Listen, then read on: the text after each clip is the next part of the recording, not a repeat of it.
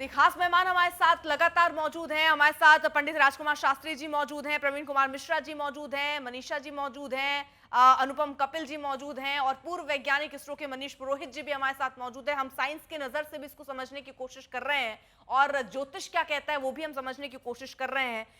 मनीष जी, मैं इस हिस्से की शुरुआत आपके साथ करना चाहती हूँ क्योंकि बहुत सारी चीजों को अगर विज्ञान के हिसाब से भी समझा जाए तो क्या ये ग्रहण का असर पृथ्वी की ऊर्जा और सौर विकिरण पर भी मापा जा सकता है क्या? देखिए, जो सूरज से हमें इंसोलेशन मिलता है वो तकरीबन धरती के सरफेस पे 1000 वॉट पर मीटर स्क्वायर की रेंज में आता है। हम्म, यानी सूरज से जो रोशनी आ रही है उसको अगर हम नापें, उस ऊर्जा को नापें, तो तकरीबन इतनी आती है। हम्म, तो जब हम सोलर पैनल्स की बात करते हैं तो सूरज की रोशनी सोलर पैनल पे गिरती है और हम उससे बिजली बनाते हैं। तो एक छोटी सी ड्यूरेशन के लिए जब सूरज जो है चांद के पीछे छिप गया है, तो उसका बहुत ज़्यादा बड़ा असर उस प्रोसेस पे नहीं होता है। कारण बहुत सारे हैं, क्योंकि ये एक रिपीटिंग फिनोमेना है। ये हर साल होता है, हर साल 2 बार होता है। और सूर्य ग्रहण और चंद्र ग्रहण के बीच में ये जो 14-15 दिन का गैप रहता है, ये गैप भी रहता है। इसी साल आई थिंक मार्च में भी हुआ था, तब भी ऐसा ही हुआ था। पहले लूनर एक्लिप्स हुआ, फिर कुछ टाइम बाद, वही 14-15 दिन बाद, फिर सोलर एक्लिप्स हुआ। पिछले साल भी ऐसा ही हुआ था। तो ये तो एक रिपीटिंग सेलेस्टियल फिनोमेना है। और एक क्षण भर के लिए होता है, वो थोड़ी ड्यूरेशन के लिए होता है, कुछ घंटों का होता है। तो वैसा कोई बहुत बड़ा असर in terms of energy insolation जो है सूरज की, उसका कोई ज़्यादा फर्क नहीं पड़ता। हम्म। चलिए अब इसको ज्योतिष के आधार पर समझते हैं क्योंकि हमने बात की थी कि राशियों को भी समझेंगे कि किस पर कितना असर पड़ता है। लेकिन प्रवीण जी, जरा ये जी। बताइए कि 122 साल के बाद ऐसा इसको दुर्लभ योग क्यों कहा जा रहा है और इसको अंतिम क्योंकि सूर्य ग्रहण है, तो ये किस लिहाज से बहुत महत्वपूर्ण मानते हैं? जी, बहुत अच्छा सवाल आपने पूछा। जैसा अभी हमारे खगोली वैज्ञानिक जी कह रहे थे कि लगभग वैसा ही होता है ग्रहण, जैसे कि पिछली बार हुआ था वैसे ही होता है। मैं आपको बताऊं अर्पिता जी, अगर आप किसी नदी में जाएं और आप पानी में डुबकी लगाएं और जब आप बाहर आएंगी तो दूसरा पानी होगा, वो पानी बह के चला जा चुका होगा। जिस क्षण में अभी हम यहाँ बैठे हैं 10 मिनट बाद दूसरा क्षण यहाँ होगा, वो क्षण रिपीट होके नहीं आएगा। इसी तरीके से जो भी खगोलीय घटनाएं होती हैं वो ज्योतिष के नज़रिए से देखा जाए तो अलग अलग राशि और नक्षत्रों में होती हैं। उस राशि और नक्षत्र में जो ग्रहण है पता नहीं कब पड़ेगा। जैसा कि अभी आप बता रहे थे कि 122 साल बाद वो स्थिति बन रही है, तो उस राशि और नक्षत्र में उस तरह की सेम पोजीशन 122 साल बाद बन रही है। तो जैसे कि हम जब नदी में स्नान करते हैं तो वो जल हमें दोबारा नहीं मिलता, जिसमें हम डुबकी लगाते हैं वो बह के चला गया, जब हम बाहर आते दूसरा जल होता है। इसी तरीके से जब कोई भी खगोलीय घटना होती है तो वातावरण अलग हो जाता है, समय बीत चुका होता है। जो बच्चा पहले ग्रहण में मान लीजिए कोई 10 साल का था, तो अगर 6 महीने बाद ग्रहण हुआ तो 10 साल 6 महीने का हो गया, उसकी बॉडी में चेंजेस आ गए। तो इसी तरीके से जब भी कोई खगोलीय घटना होती है तो वो कुछ नयापन होता है, उसमें कुछ अलग होता है। इसीलिए हम लोग कहते हैं कि सब चीज को एक ही नजरिए से नहीं देखना चाहिए, एक ही चश्मे से नहीं देखना चाहिए। ज्योतिष इसीलिए जो है इतना बड़ा विज्ञान है कि इसमें बहुत रिसर्च की जरूरत है। मैं तो आपको उतना ही बता पाऊंगा जितना मैंने अध्ययन किया, मेरा 15-20 साल का ज्ञान है, लेकिन इसमें कई जन्म लग जाएंगे इसको समझने में कि किस तरीके से चीजें ज्योतिष के नजरिए से देखी जाएं तो ज्यादा वैज्ञानिक नजर आती हैं। तो इसीलिए हम कहते हैं कि हर ग्रहण का, हर सूर्य ग्रहण का, हर चंद्र ग्रहण का अलग अलग राशियों पर हर बार अलग अलग प्रभाव होता है।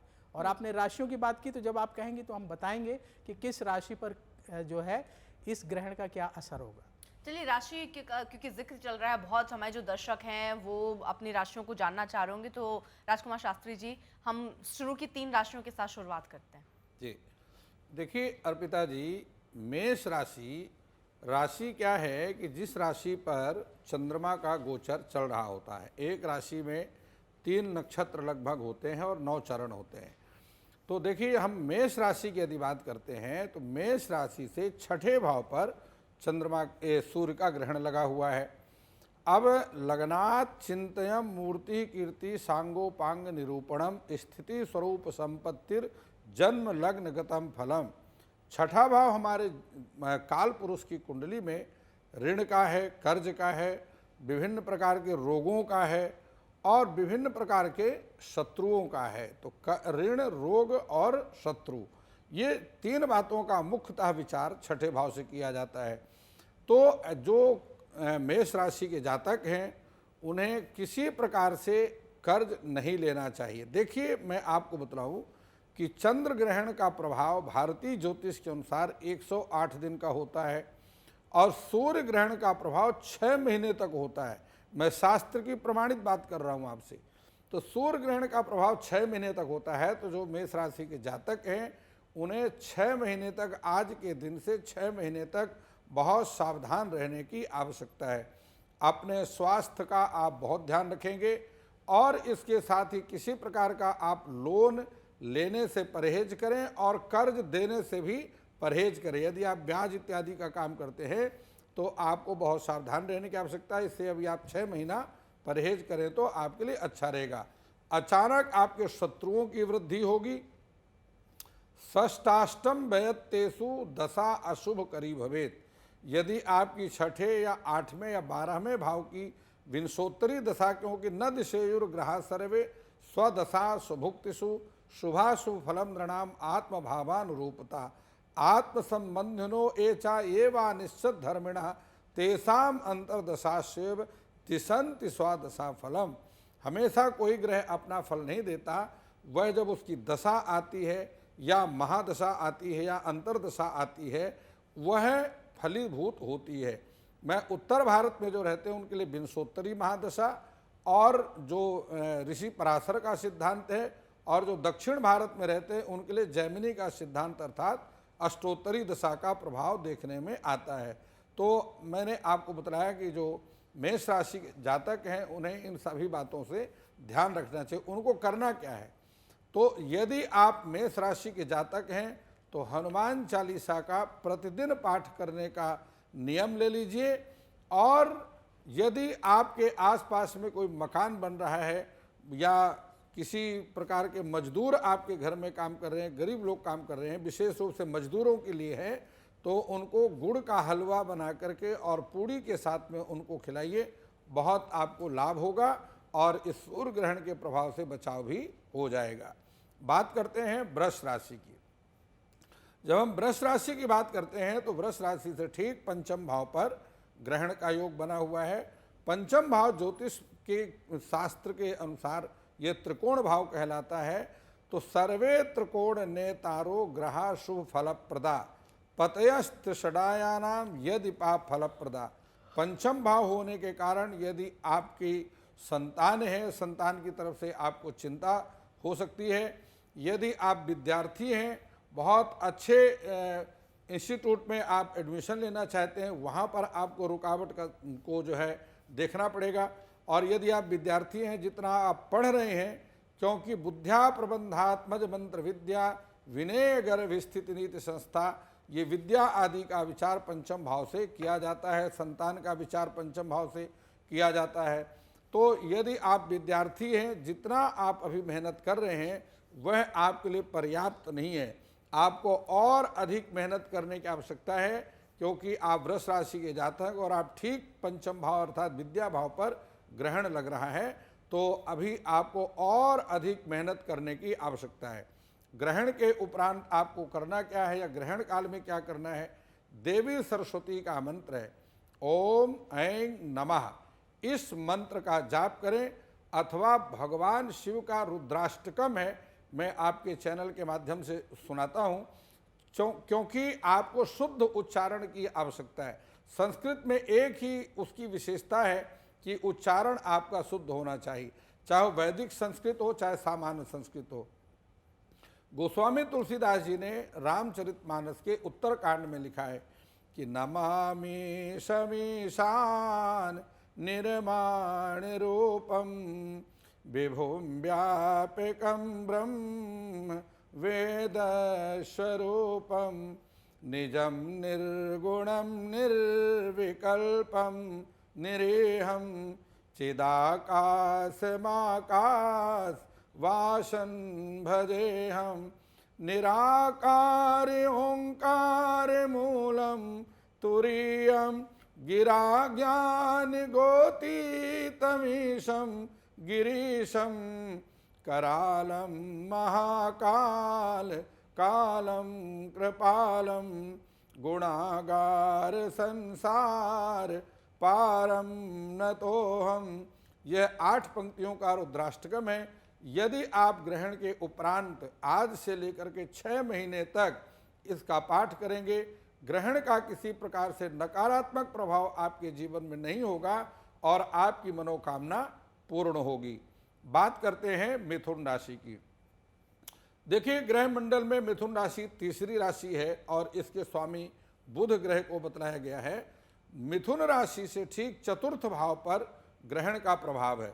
हमेशा 4, 8 और 12 भाव में जिस राशि पर ग्रहण पड़ता है उसे हमेशा अधिक नकारात्मक प्रभाव होते हैं। उससे चतुर्थ, अष्टम और द्वादश भाव पर पड़ने वाली राशियों पर भी उसका नकारात्मक प्रभाव रहता है। अथवा जिस राशि पर उसकी दृष्टि पड़ती है, पश्यन्ति सप्तमम सर्वे शनि जीव कुजादया विशेषतः त्रिदश त्रिकोण चतुरष्टमान। तो सप्तम दृष्टि पूर्ण दृष्टि होती है, लेकिन इसके अतिरिक्त कुछ ग्रहों की पाद दृष्टियां भी होती, जैसे एक पाद दृष्टि, 10वें तृतीय द्विपाद दृष्टि, चतुरष्टके चा त्रिपाद दृष्टि, सम सप्तमे चा संपूर्ण, नौ पंचमे चा संपूर्ण दृष्टि, सम सप्तमे चा। तो इस प्रकार से पाद दृष्टियां भी है। तो मिथुन राशि के यदि आप जातक हैं तो मिथुन राशि देखिए, पंचम भाव का व्यय भाव चतुर्थ भाव है। तो पंचम भाव क्या है? संतान भाव है। उसका व्यय भाव संतान के लिए, स्वास्थ्य के लिए हानिकारक है, माता के स्वास्थ्य के लिए हानिकारक है। चतुर्थ भाव से हम विचार क्या करते हैं? गाड़ी का विचार करते हैं, किसी प्रॉपर्टी जमीन जायदाद का विचार करते हैं और माता का विचार करते हैं। अभी यदि आप कोई मकान लेना चाहते हैं, कोई प्रॉपर्टी लेना चाहते हैं, बड़ा इन्वेस्टमेंट करना चाहते हैं, तो और आप मिथुन राशि के जातक हैं तो आपको अभी ठहर जाना चाहिए। 6 महीने के बाद आप उस पर इन्वेस्टमेंट करें, लाभ होगा। लेकिन यदि आप गाड़ी चलाते हैं, वाहन चलाते हैं, आवश्यकता है, चलाना भी पड़ता है, बहुत सावधान होकर के चलाना है, क्योंकि ठीक चतुर्थ भाव पर, मिथुन राशि के ठीक चतुर्थ भाव पर ग्रहण का योग बन रहा है। बहुत सावधान होकर के चलाना, अथवा ना चलाएं तो अच्छा है। यदि आपको चलाना आवश्यक है, उसकी स्पीड पर कंट्रोल करना बहुत आवश्यक रहेगा। माता के स्वास्थ्य पर आप बहुत ध्यान रखेंगे और माता जी का आशीर्वाद आप लेते रहेंगे। आप माता जी को कुछ समय देने का प्रयास करें। जितना आप अपने माता पिता को समय दे पा रहे हैं वह कम है, उससे थोड़ा और ज़्यादा उनको समय दीजिए। उनके पास बैठिए, उनसे उनका हाल चाल पूछिए और पुरानी बातें, अपने कुल रीतियों को पूछिए और उनके साथ में अपनी पुरानी कहानियों को, अपनी पुरानी स्थितियों को सुनिए। इससे उनका मनोरंजन होगा। और इसके अतिरिक्त यदि आप मिथुन राशि की जातक हैं, आपको करना क्या है? गणेश भगवान के जो 12 नाम है, प्रणम शीर्षा देवम गौरी पुत्र विनायकम भक्त्या वासम संस्मरे नित्यम आयुष्कामार्थ सिद्धये प्रथमं वक्रतुंडम चा एकदंतं द्वितीयकं तृतीयं कृष्ण पिंगाक्षम गजवक्त्रं चतुर्थकं लंबोदरं पंचमं चा षष्ठं विकटमेव चा सप्तमं विघ्नराजेन्द्रं धूम्रवर्णं तथाष्टमं नवमं भालचंद्रं चा दशमं तु विनायकं एकादशं गणपतिं द्वादशं तु गजाननं। यहाँ तक का पाठ आप अवश्य करें। फलश्रुति का भी आगे इसी स्तोत्र में दिया हुआ है, लेकिन यहाँ तक पाठ आपको अवश्य करना चाहिए। और प्रत्येक बुधवार को भगवान गणपति के मंदिर में जाएं, हरे मूंग के लड्डू बना करके भगवान गणपति को प्रसाद चढ़ाएं, भोग लगाएं और भक्तों को बांटें, स्वयं भी ग्रहण करें। यदि आप मिथुन राशि के जातक हैं, इतना उपाय करेंगे, ग्रहण के नकारात्मक प्रभाव से आपका बचाव होता रहेगा और आपकी सकारात्मक ऊर्जा आपके विकास में सहयोग करती रहेगी। अगर आप मुझसे जुड़ करके अपनी समस्याओं का समाधान चाहते हैं और चाहते हैं कि आपकी समस्याओं को ज्योतिष के माध्यम से सुलझाया जाए, तो आप हमसे संपर्क कर सकते हैं, जुड़ सकते हैं एस्ट्रो तक पर।